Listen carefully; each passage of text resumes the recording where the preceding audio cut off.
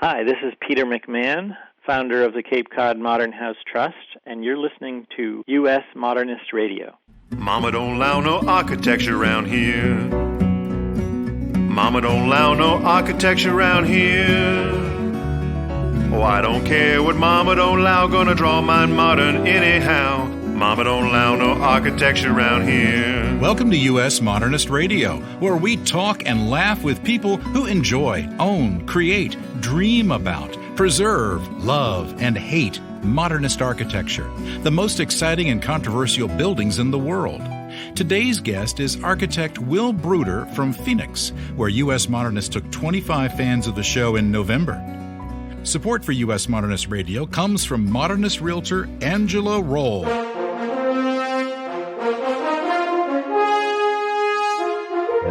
The sequel to our last episode 6, like all good space sagas, is episode 1, The Phantom Modernists. In our continuing imaginary tale, turmoil has engulfed the Republic. Fearing the success of the modernist movement, greedy developers blockade the planet prefab, causing millions to flee as the contemporaries, which all look alike, invade with their T-111s. While Congress endlessly debates, the Home Builders Association captures Queen Hadid by luring her with a huge museum commission. It's a trap. But she flees to the remote planet Arcosanti. When the Queen's party goes shopping for bells in the gift shop, they befriend young Angela Roll, a feisty slave girl who designed and built an ion-powered yet carbon-neutral floating DeLorean by watching old Back to the Future DVDs. The Queen enters Angela into a race, which she wins, assuring release from slavery and an internship in the Queen's Modernist Knights. But dangers lurk ahead.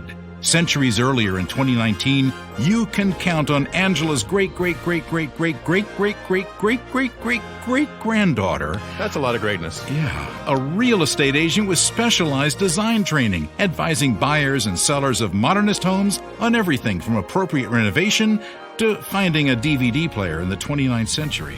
Angela Roll is your special real estate agent. Reach her at angelaroll.com. That's ROEHL or 919-995-0550. And now, despite his eating all my damn Cheetos, your host, George Smart. Hi, folks. I'm George Smart, somewhat covered in orange dust. Thank you, Tom. Yeah. By the time I get to Phoenix was a big hit for Glenn Campbell in the 1960s. It took me personally about 50 years to get to Phoenix, but I took along 25 fans of the podcast to tour the fabled Arizona city during November. There are a couple things you should know about Phoenix, Arizona. Its residents are indeed called Phoenicians, which I thought was just a joke. It's the most populous state capital city in the U.S. The temperature is over 100 degrees for over 100 days a year. While we were there, however, it was a cool 80, so go in November. The record snowfall is an amazing 1 inch. Okay, enough weather. Allegedly, it's the home of the chimichanga, which Tucson disputes. And finally, the city is home to some really great modernist architecture. We saw the 2 classic mid-century rotundas flanking the Phoenix Financial Center on North Central Avenue, Frank Lloyd Wright's Taliesin West, Paolo Soleri's Cosanti and Arcosanti, Wright's First Christian Church, and the David and Gladys Wright House, among many other amazing buildings like the Musical Instrument Museum. Helping us out and showing us around her town, Allison King of Modern Phoenix, who we'll have on the show soon. One of the buildings we toured was the Burton Burr Phoenix Central Library, designed by one of Arizona's most famous architects outside of Frank Lloyd Wright, Will Bruder. This building you got to see. It's 280,000 square feet, opened in 1995 with a central open core containing 3 high-speed elevators and a 5-level grand staircase known as the Crystal Canyon. It's beautiful. And the 5th floor is the largest reading room in the world, covering an entire acre. Wow. I've never seen a library quite like it. Largely self-trained, Will Bruder apprenticed with Paolo Soleri in woodwork, metalwork, and masonry, and contributed to Soleri's book Arcology, The City in the Image of Man. After graduating in 1969, Bruder apprenticed with Gunnar Burkutz, assisting in the design of the Contemporary Arts Museum in Houston. He opened his first studio in 1974 and by 1987 was a fellow at the American Academy in Rome. I interviewed Will in the lobby of the Embassy Suites, right off the Central Avenue, just a few blocks up from the Phoenix Central Library. This is George Smart with US Modernist Radio, inside one of those atrium hotels that you've seen. This one is an Embassy Suites. It's very nice, particularly because you get a free breakfast in the morning, and you get free drinks and appetizers in the afternoon. And it's a nice hotel right here in downtown Phoenix along the light rail line, which you can hop on and go on all over the city. And sitting next to me in this spacious lobby is Will Bruder. Hi, Will. Hello. How you doing today? Good. We've been driving around Phoenix all day, Okay. and I'm so surprised at all the great architecture around here, because what I know of being a North Carolinian, thousands of miles away, is I always think of Arizona as kind of a very conservative place. But you have all this great architecture, which I think of being associated with kind of a very progressive culture. So how do those two things coexist in Arizona? Those two things coexist. The idea of modernism in Arizona is, of course, very heavily influenced by the effects of Frank Lloyd Wright, which we'll touch on in a second. But you have to remember that if you were sitting here and it was 1951, we'd be sitting in a farm field. Okay. So we're about 3 miles north of downtown, 2.5 miles. So it's called Modern City in a Modern Time. Post-World War II, what had come to the desert right before World War II and got evolved during that period was air conditioning. So that was a big source of growth and expansion. You had a lot of people coming back from World War II. We had a lot of activity in this area related to that. But it was a place of optimism. It was a place to escape from the cold. And it was curious because back in the early 50s, early 60s, there was a man named Del Webb. And Oh, yeah. Del Webb. He did Del Webb. thousands of houses. But Del Webb started doing both barracks for the military and prison camps in Arizona for German prisoners of war. And so he took that whole idea of prefabbing housing and making houses happen, and then that grew into Sun City West, and the whole legacy of his pattern, where he would go and he would find people like my parents, and this is serious. My parents were a retired fireman from Milwaukee, Wisconsin, and a dime store clerk, and they sold their house in Milwaukee, and they took all of their profits from that sale, and they put cash down as Del Webb knew they could or would, and they bought and lived in Sun City, and they came after I did by about 15 years. So they retired out here? They retired out here, yes, and it was interesting, and one of the talked about cities of Sun City West, or they were in regular Sun City. The Sun City thing is peripheral, but the newness is not. So you have Wright coming here initially in the late 20s.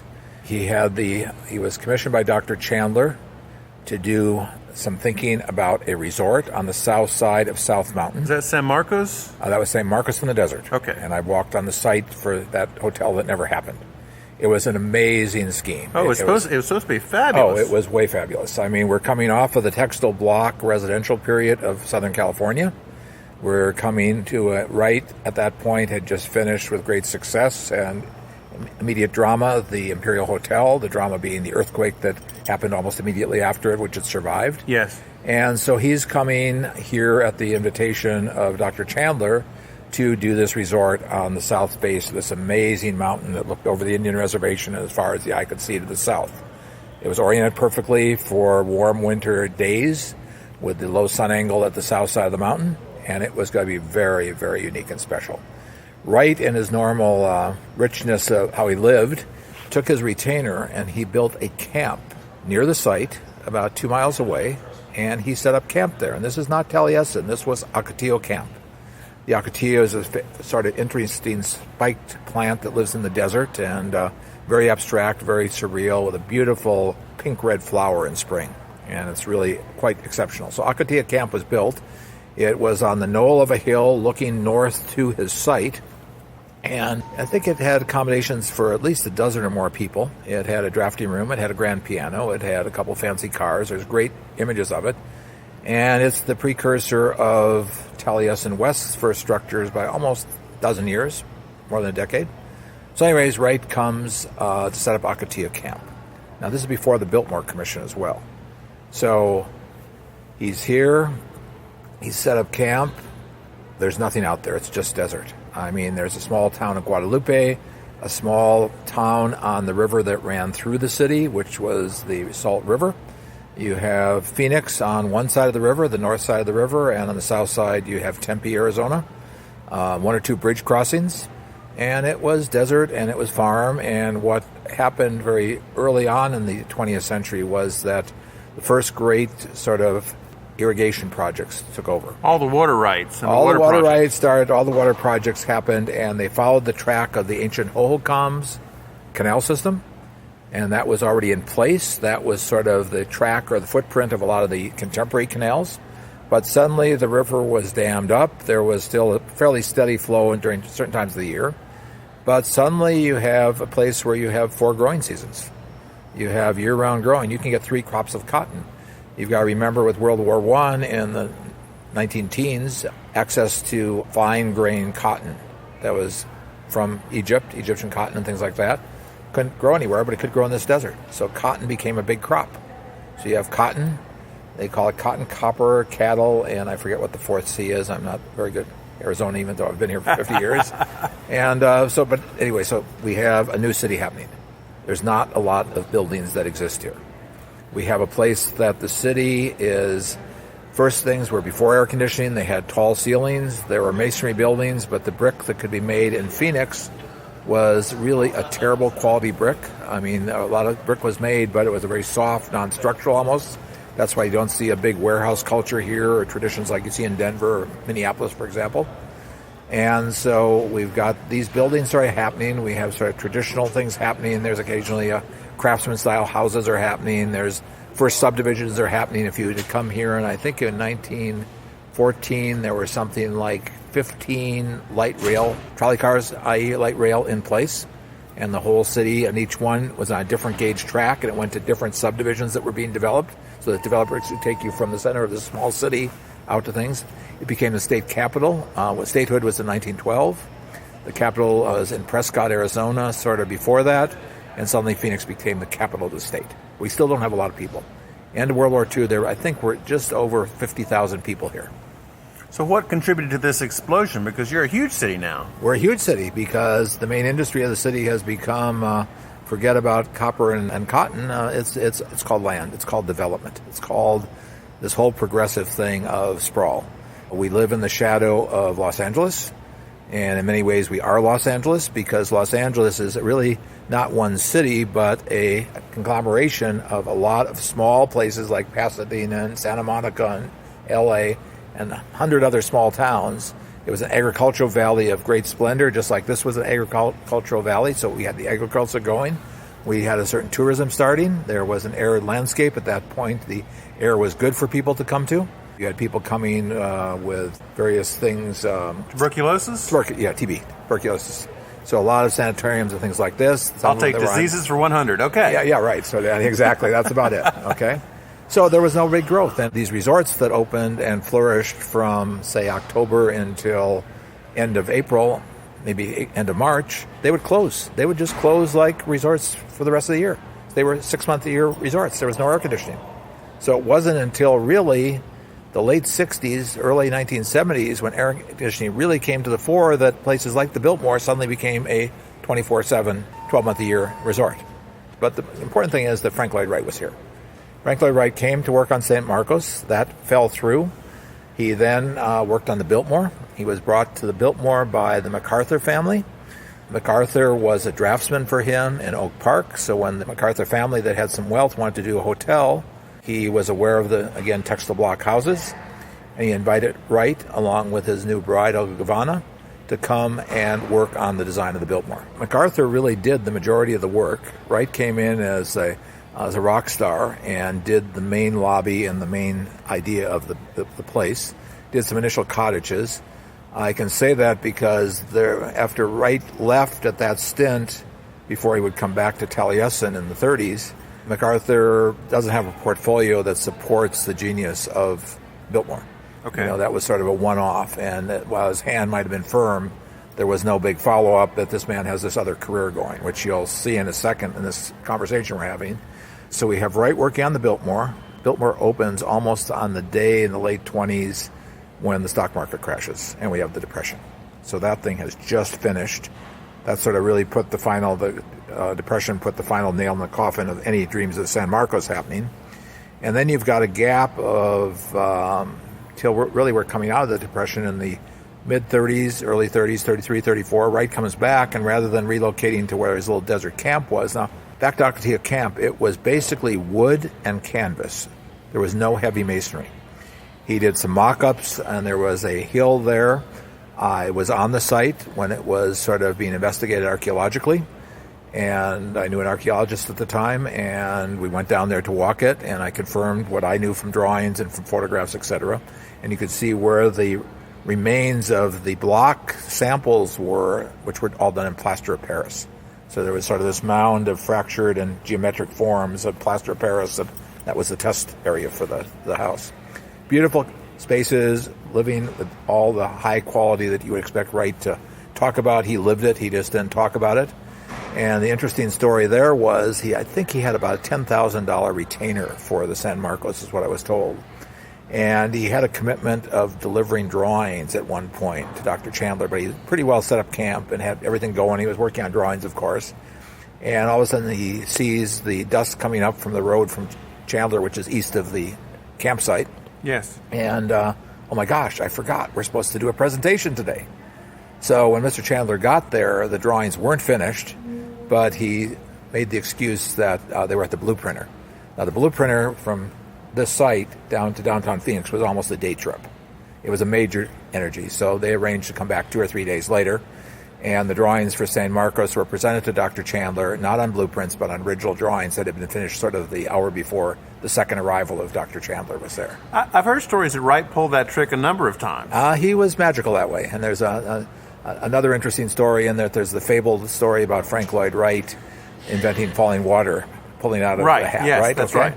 And it was the same thing that he sort of didn't have the drawings together when Mr. Coffin called from the airport in Milwaukee and said, I'm on my way to see the house, right?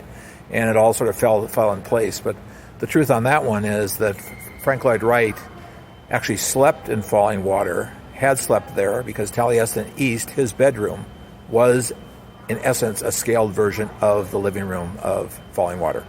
It had the cantilevers, and I can attest to that because I was a house guest there once when I lectured up there. And early on, I was the only person in the house, and I wandered around, and I discovered this phenomenon because I all of a sudden see this room. It's very familiar. I've been to Falling Water several times at that point. And I got down low and sort of perspective from the bed, if you will, and I looked and I took a picture. And for years, when we used to present with slides, left screen would be a picture of that bedroom, view from the bed. The right hand would be the living room of Falling Water. And people would consistently say, why are you showing 2 views of the living room? They look alike. I said, no, they're not the living room. Look closer. And it was the soffits, it was the lighting, it was everything. So, Falling Water was an extension of what Wright had come and done back in the teens at Taliesin East. So at that point, Taliesin then happens. We still don't have a lot of growth, a lot of development. Evaporative cooling is starting to happen, and that was better than sheets on rooftops of garages where people would sleep in the summer. And so what happened is we got air conditioning coming, we have people finding the place, and we have 2 phenomena. One, at that point, you have Taliesin after the war. Taliesin West would have been 15 or 18 years old. You had a lot of apprentices. You had the invention of the Usonian house that happened at that period, and you had people here that were offshoots of that farm club, if you will, that study period. And so Blaine Drake was one of them. And along with these Usonian houses, you have the phenomenon of the case study houses in California with arts and architecture. That's all happening early 50s as well. So you have that rigor of coming back and building. Materials still aren't available. You have the common sense building of simple architectural statements.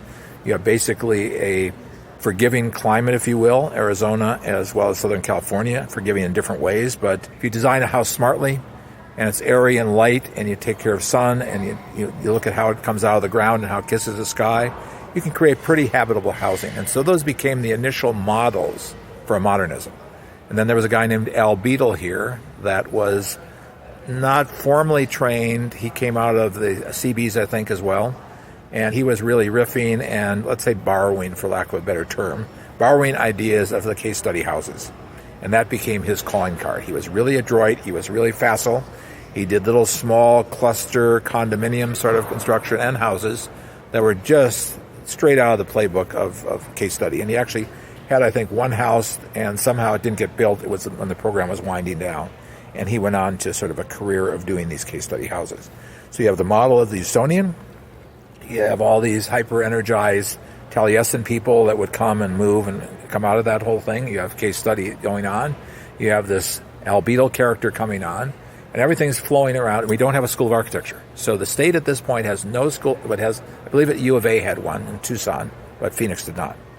So the program at ASU has the first graduates of 2 people, would have been in probably 1962. So that still gives about a 10-year gap, but that's being filled up with the Blaine Drakes and all these sort of contemporary Wrightian interpretations, because it was a great model. And by that point, the community had realized the brick wasn't any good, but concrete block was. And so concrete block came to be as a material which was ideal for this desert. And in fact, the David Wright house, which you had the privilege of seeing today or yesterday, in fact, David Wright designed machines that made concrete block. Right, he was in that business. That was his calling. And so the house that Wright did for him on the second go, after the first design was rejected by him, was a concrete block house, the spiral ramped house. And so concrete block comes into the picture. We weren't worried as much about energy codes at that point, a lot of other things and costs. And we're talking about gasoline is probably at 25 cents a gallon, so we don't have the same concerns then as we do now. But it made good architecture. And so you've got concrete block, you've got low profile, you've got these simple roots and lessons that we're learning from all the case studies as well as Wright, and things start happening.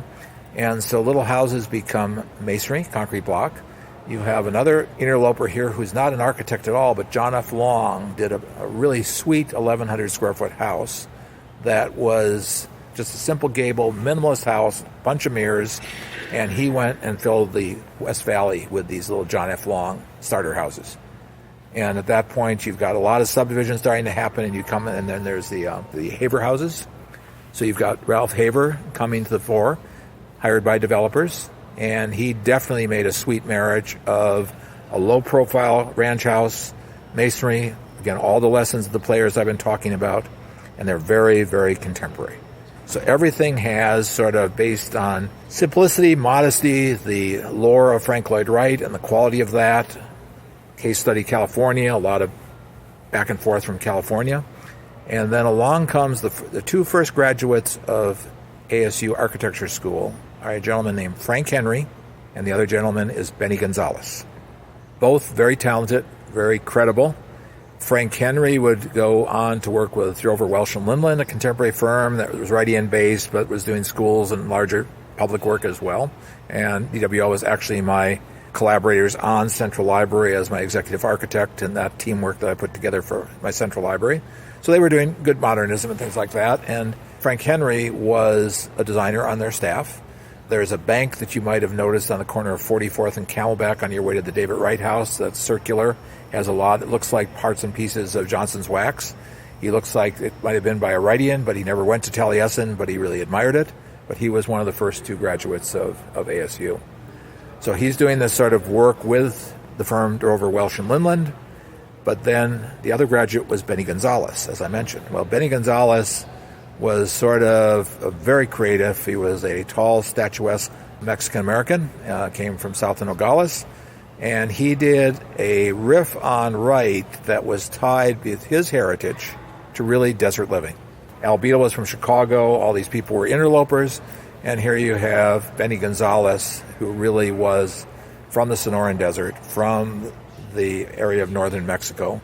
And he really got the climate. And he really got this living with courtyards and mass and doing a real desert house with this combination. But he was very, very inventive, and he, again, while not being Wrightian, did this great Wrightian sort of riff, but it became burnt adobe. It became painted white. It had all these trappings of what now has become a popular vernacular of Spanish-style houses down here. But that actually came from a contemporary hand. Okay. And then as things evolved, everybody wanted a Benny Gonzalez house. He was hiring young designers. He was doing really progressive work. But then it sort of detoured off into a more traditional Spanish-looking house. And so he was begrudged by Mr. Beadle and all the modernists. And when you squinted, you didn't see through it. But I had the good privilege of knowing Benny Gonzalez. I met him at Paulo Solari's the first summer I was here in '67. He was a young man in his 20s. He just finished his house that was, I think, a record home as well. It was featured in Life magazine in their home series. It was a great house for himself over on 36th Street and Stanford in the high desert, neighbor to a bunch of the Blaine Drake houses. So there's this mix. So you've got nobody's here. This architecture is happening. Developers like John F. Long, developer-related architects like Ralph Haver. Everything's mixing because the expansion is quick and these houses go up quick and easy. They're affordable. They're good for the masses. And everything's starting to click to building this sort of character. So was it just air conditioning and the availability of land that caused the boom? Yep, yeah. Air conditioning was this thing, and then you did have industry. You had, the military-industrial complex came to this place. You had 2 or 3 military air bases here because the weather was always perfect for flying. You never had downtime, so you could come and train pilots. The southwest quadrant of the state is the Barry Goldwater Gunnery Range, which is the largest sort of nature and archaeological preserve in the state, bigger than all the national parks and monuments that we have, and because you need a lot of flyover distance for those sort of activities. Phoenix became the holiday town of Chicago and Midwestern realms, whereas the East Coast would go to Florida, the Midwest would come to Arizona. I did not know that. Yeah, that was a big factor. And Del Webb understood that language, and it became a whole thing of knowing who the various people were and what they liked to do and where things were at. And this was the perfect escape for a Midwesterner. With values were here, it was agricultural based, all kinds of stuff, the mystique of the West. And again, the Krieger Company, Krieger Lithography, is the company that printed Arizona Highways, and they were a print company that came out of Wisconsin, right on the edge of Milwaukee. And so another young architect I worked with, his family owned Krieger that published Arizona Highways magazine. So Arizona Highways magazine became another important part of this puzzle, because here you have it, they're telling the West story. You have the editor of the magazine in 1951 living in a Usonian house by Frank Lloyd Wright and putting the magazine together in that house. And so that's the Carlson house. Yeah, that's the Carlson house, yep. So all these things intercept, and architecture is part of the place in the building. And then there you have a gentleman named Paul Schweiker. Paul Schweiker comes out here from Chicago again, part of this whole mythical thing. You had this, the Rat Pack, I think it was, and it was a bunch of artists that lived over on Cattle Track. Cattle Track was a street off Scottsdale Road, just north of downtown Scottsdale, old Scottsdale. And it was Janie Ellison's father who built on Cattle Track and had this sort of thing going with all the artists and all the people would come and go. And he got the calling to be the contractor for Wright's Pawson House, as well as several of the other Frank Lloyd Wright houses here. So here you have a contractor. When Paul Schweiker is brought down as a young architect in mid-35 or whatever, he had done his house. It was before World War II, and there was a gentleman named Upton, Win Upton, and he was the owner of the 1100 Corporation. 1100 Corporation became Whirlpool. So he invented the box washing machine. Take it out of the spin dryer and the wringer and all this stuff, and you have these design boxes like we have in laundries today. And Upton comes out here and builds an adobe and redwood house, the architect being Paul Schweiker. Again, fire is part of the myth of desert architecture, as you know, be it the Pawson House, be it fires at Taliesin and the whole thing. And the original Upton House by Paul Schweiker of 1937-38 burns. And it is located where Don and Charlie's is now, a sort of Chicago restaurant just south of Camelback, east of Scottsdale Road. And it was on that property that was an orange grove right adjacent to the irrigation canal. And Upton would come down here and would live. After the war, Schweiker shows up at the behest of Mr. Upton to replace the house, to reconstruct it, sort of on the site it was. Totally magical courtyard house. Totally un-Wrightian, a whole other parameter of scale. Part of what Schweiker did was he went to Japan pre-World War II in the 30s and really discovered it and understood it. And Schweiker's house that he built for himself in Schaumburg, Illinois, has great influence that many people might look at it and say, oh, it's Usonian. predates Usonian. It was not on the rigorous grid and module as Wright would bring to the puzzle. Had a whole other sense that was truly inspired by Japanese architecture. He comes out to do the second house. He's smitten by Frank Lloyd Wright's desert masonry, so that becomes part of the building. The contractor becomes the guy that built the Pawson House. And so he builds this amazing courtyard house, and then Upton has a tragic loss of a son. He goes into depression. He doesn't come here often. The house is sold to a couple other industrialists, and it has an interesting life of being a house, being a restaurant, being a brothel, and a few other things. And when I came here in the 60s, it existed as a pretty intact fruin, and then one day it just was too valuable for land, and it went away. But, this is part of this sort of maverick culture of this place that you've heard talk of, that we have maverick politicians occasionally and people like that. And there's a chance for optimism. And, okay, we got to plug Paolo Solari into this whole mix, of course, because Paolo Solari comes as a young man at the end of World War II. Paolo comes here, I believe, in late 48, early 49. He writes the letter to Wright. Here's a young Paolo Solari, Italian architect that grew up in the northern realm of Italy, infatuated with the myth of Wright and his conversation and things like that. He comes to apprentice and gets accepted at Taliesin West at the end of World War II. And Solari comes here. He's here for a couple of years. He does the rigor of the farming and the cooking and the drawing and driving the cars and all this stuff. And at a certain point, he had sort of enough of that whole thing. And he was at great sketchbook starting and great intelligence. Solari is sitting on the side of this mountain with Mark Mills. Up drives a lady from Pennsylvania, from Pittsburgh, tied to the money and the whole society of that, the Kaufmans, all this sort of thing. But somehow Mrs. Woods is recently divorced. She's coming out here, a woman probably in her late 40s at that point, and she's bought a lot in Cave Creek, Arizona, okay? And she's heard about these two architects living on the side of the mountain that just are expatriates from Taliesin. She drives up in her Model A Ford, talks to them a little bit, tells them about her lot. They decamp, they load all their possessions, and in 2 or 3 days of multiple trips out to the edge of the desert, they set up camp on Mrs. Wood's land. They build the domed house. The domed house was exhibited at the Museum of Modern Art. It was published internationally. It was an immediate calling card that is every bit as important as all these other things I'm talking about. So this is a rich area. So this is the whole inspiration of this area. So Paolo comes out. He and Mark build the house. 3 tents on the site. Mrs. Woods has a tent. Mark has a tent. Paolo has a tent. They gather. It's desert masonry. It's this dome that's supposed to open. It's a winter house for a lady from Pennsylvania. It's supposed to operate. It's this amazing piece of architecture. Julius Schulman photographed it. It was published widely. And at spring break, the debutante daughter shows up of Mrs. Woods. And at the end of the project, Mrs. Woods has a house. Mark Mills has the tools. And Paolo has the wife, who is the daughter of Mrs. Woods. He goes from that to doing the Wonder Ceramic Factory. He goes back to Italy for a while, trying to figure that out. But again, he was smitten by America, smitten by the desert, etc. He makes his pilgrimage back here and buys the lot that he still has his first studio on Doubletree Ranch Road. And that's how he got back to the desert. And then he used the bells to finance where he was at. And in the the fall of 1966, I'm in architecture for about a year at that point.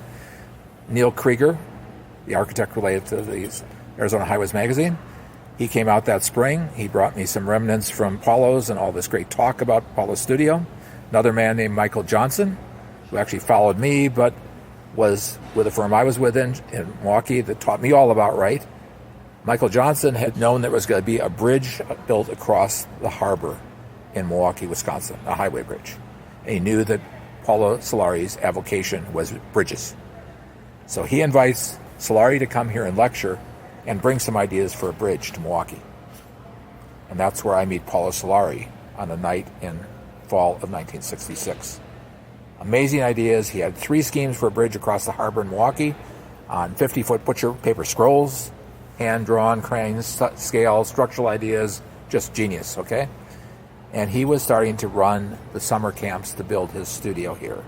And so in 1967, I became a silt pile student for a 5-week course that was extended to 6, where in the middle of summer, I became a summer student working with Paolo Solari. and a cadre of people listening to Sgt. Pepper's Lonely Hearts Club Band on the stereo, and part of the growth and expansion at that point. That was, I think, silt pile number 7. So there had been 7 of these model building, construction building things that built the studio of Cosanti, and that's how I came here. So I'm here in the summer of '67. I take a leave of absence from this small firm, William Wenzler, that had been working with and making my own education. My only formal training is I have a BFA in sculpture. The state of Wisconsin did not have an architecture school until I graduated in 1970 with my BFA. But I took structure, I took philosophy, I took engineering, I took urban planning, I took art and architectural history, and I worked full-time for an architect, Wenzler. I then broke out to come here in the summer of '67.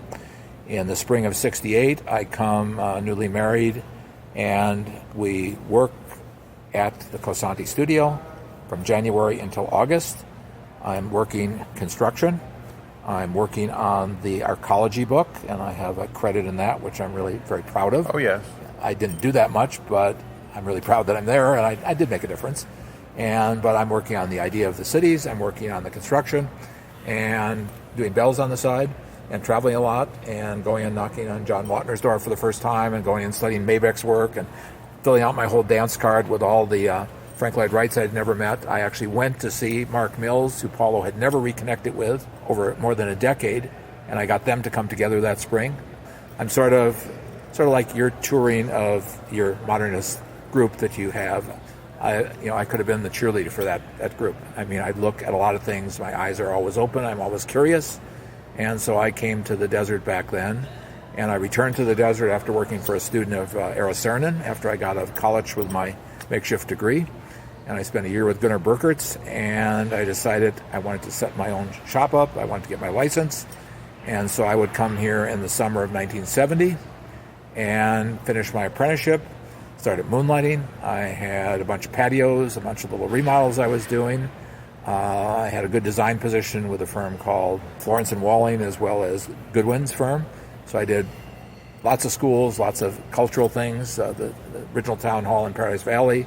So I got to learn and build and hands-on. And then I'd build my patios with my do-it-yourself clients and things like that.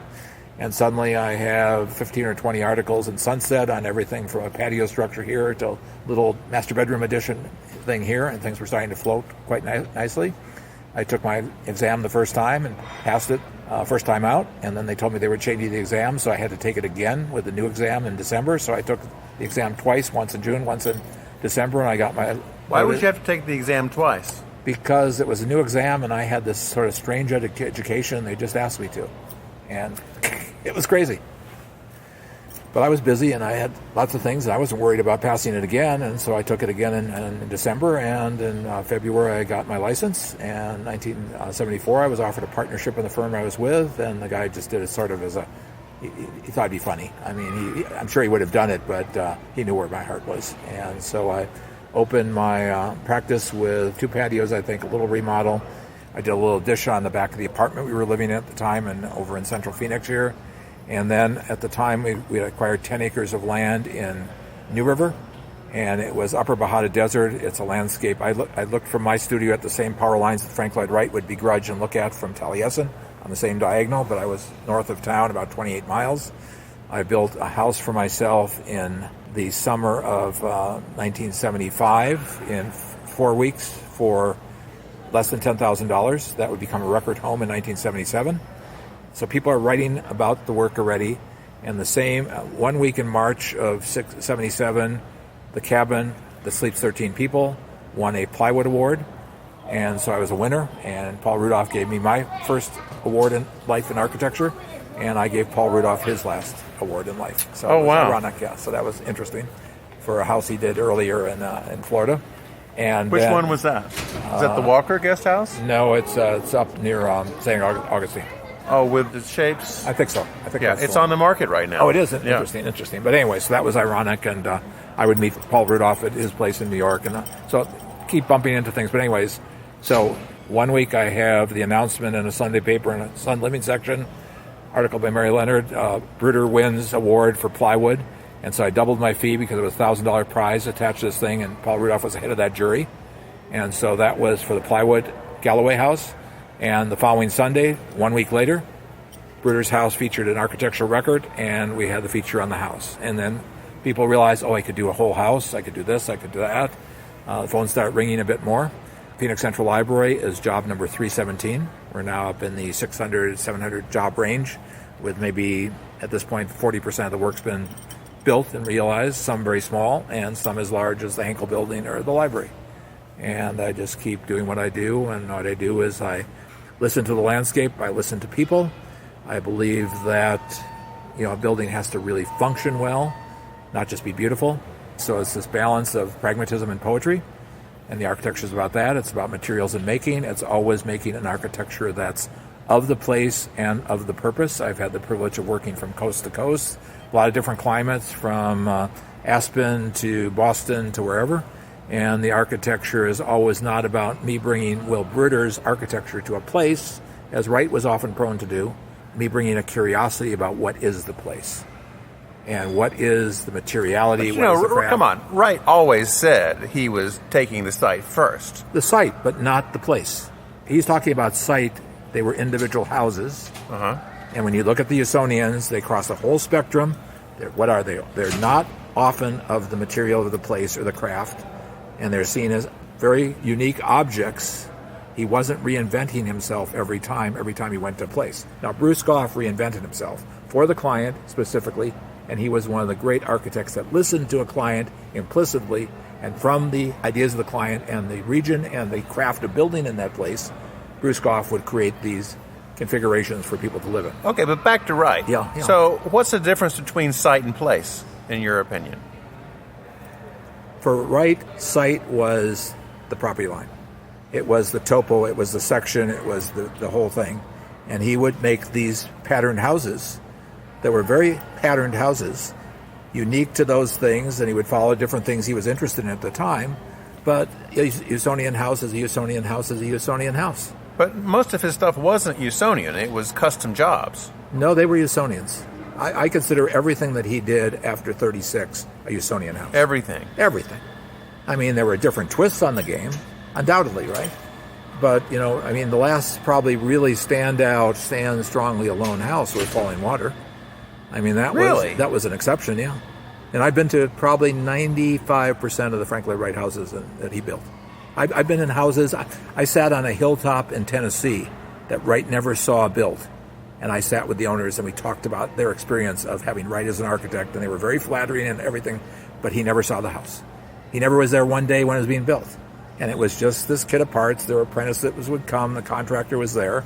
But they were kit apart things. I'm not begrudging that. It's brilliant. It's really brilliant. I mean, but for me, people always ask me, why do I always have to reinvent every time I start something?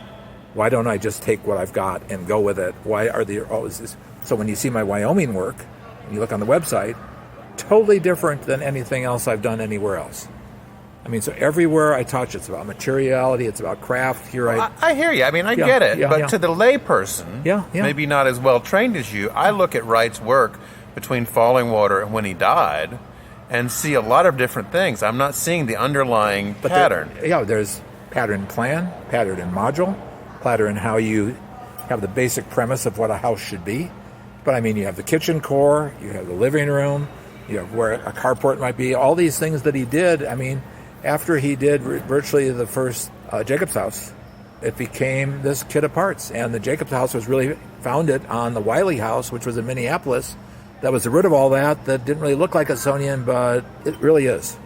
Like I say, he just was very facile. And I mean, he had these kit of parts, and with all the apprentices, that's why the quality's there, because he was doing so much.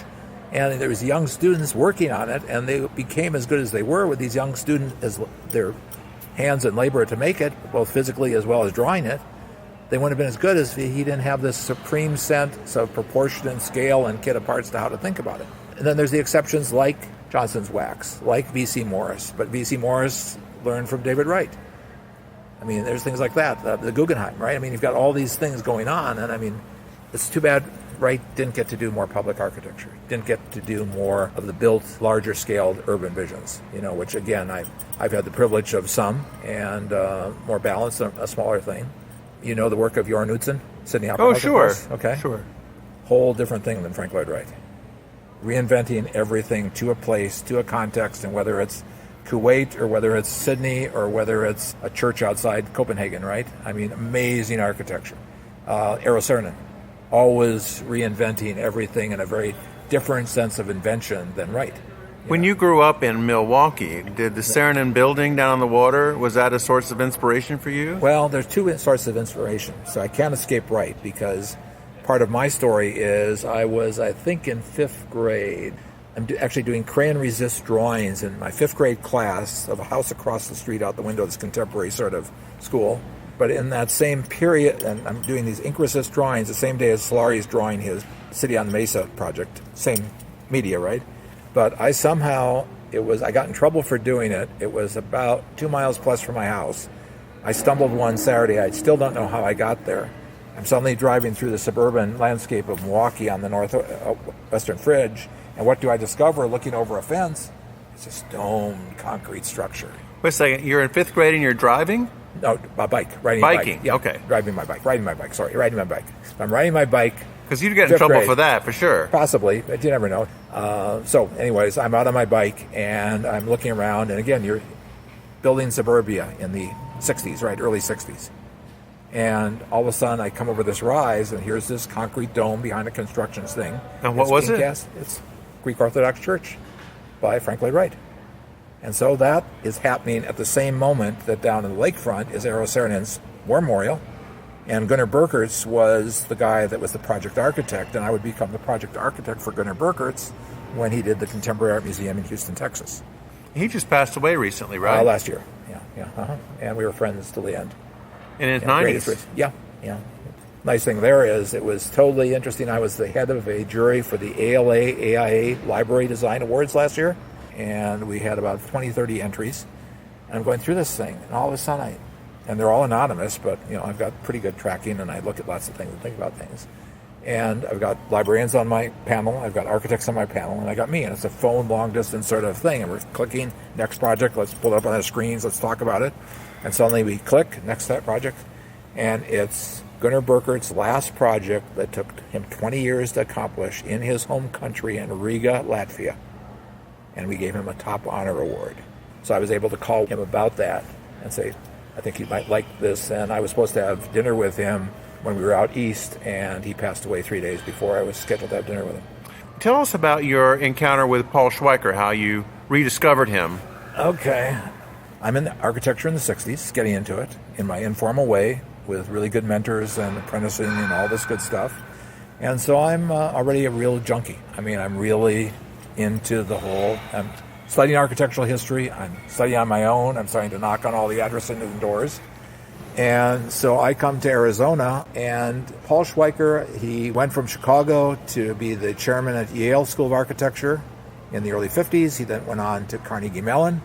He was consistently printed in the journals, and he did the Student Union, which I think you showed me an image of the other day, at Carnegie Mellon. He did all that great Pittsburgh work. He had a bunch of work on his drawing boards when he retired. It was in 68. And so it was 68, he retired out here. He bought a site on a mountaintop in Sedona, Arizona. And I didn't know what had happened to him because by the late 60s, he had just fallen off the map as far as I was concerned. I didn't know what had happened to him. And so I'm sitting in the Florence and Walling office in Tempe, Arizona, which is now Trick's Restaurant down there, which is good food if you happen to get there. And suddenly I'm in the little drafting room of this little early desert house that was more of it wasn't modern, it wasn't anything. It was just a nice little house across the street from the university. And all of a sudden this former employee walks through the door, and he's talking to a colleague of mine 2 boards over, and I hear him getting all excited about this old man that's building a house for himself up in Sedona, Arizona in 1968. And he draws like God, and it's an absolutely amazing house, et cetera, and my ears are all perked up, and I walk to the back of the 2 boards over, and I said, could this be Paul Schweiker? Yeah, that's the name of the guy. Wow. And I was doing a project for a client for that firm in Flagstaff, and I had a job visit the next week. So I go up to Flagstaff, I come down Oak Creek Canyon, and as you break down that canyon, you sort of see across the beautiful panorama, the geology of Sedona, the red rocks, and on the left is the chapel by Anson and Allen, And he told me that this house was on a mountaintop, about 3 miles out or whatever. As I'm coming down, I suddenly focus on the horizon. I'm still about 8 miles away from this thing. I see a perfectly proportioned rectangle on the mountaintop with a slot in it. And the figure ground of it was just, well, that looked pretty interesting because houses don't even look that interesting, right? And it was on the top. It wasn't on the edge. It wasn't on the brow. It was on the top.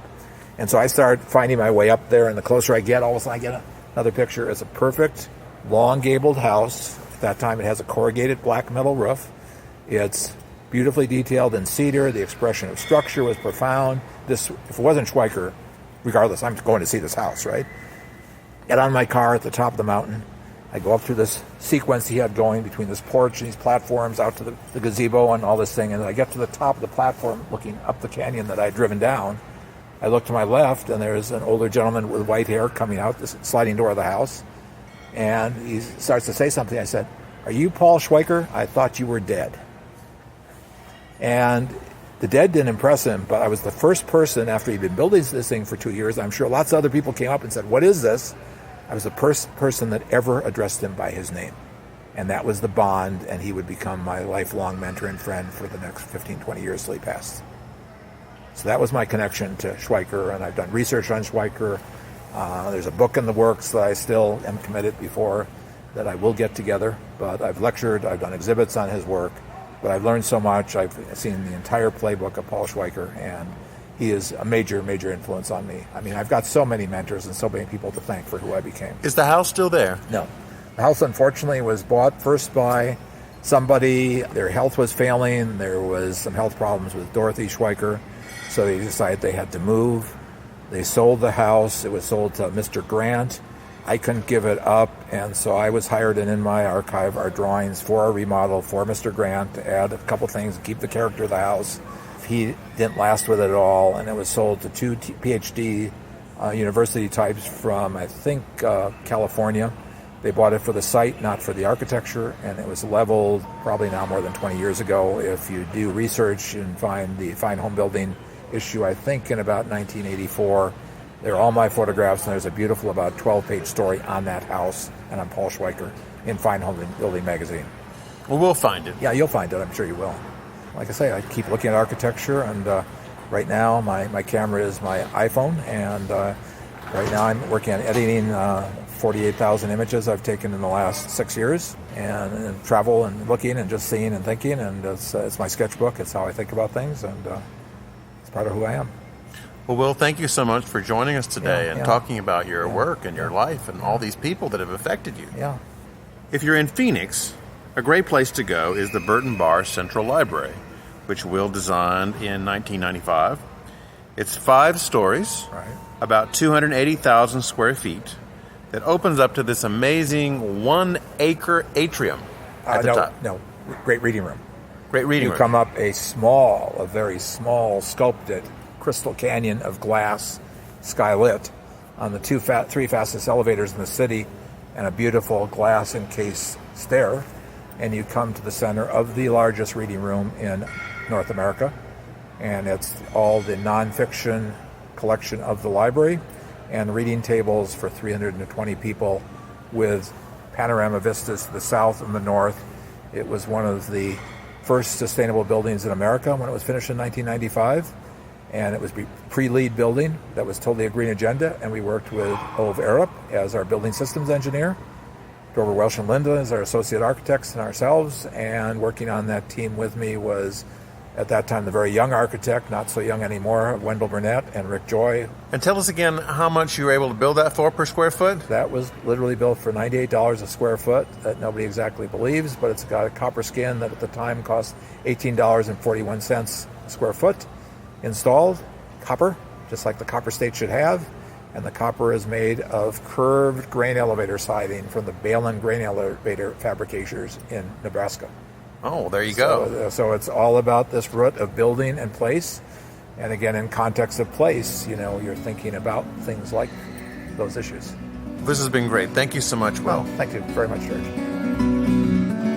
Thanks for listening. US Modernist Radio is underwritten by Angela Roll, your special agent for Modernist Houses, 919-995-0550. Visit usmodernist.org's massive archives to listen to past shows and access 2.3 million pages of classic 20th century architecture magazines. US Modernist Radio is produced by Soundtracks Recording Studios in Raleigh, North Carolina. Our theme song was performed by George Smart and Robinson Earl. Researcher Cindy Stratton, not her real name, was recently sighted in Jakarta looking for a grilled cheese sandwich.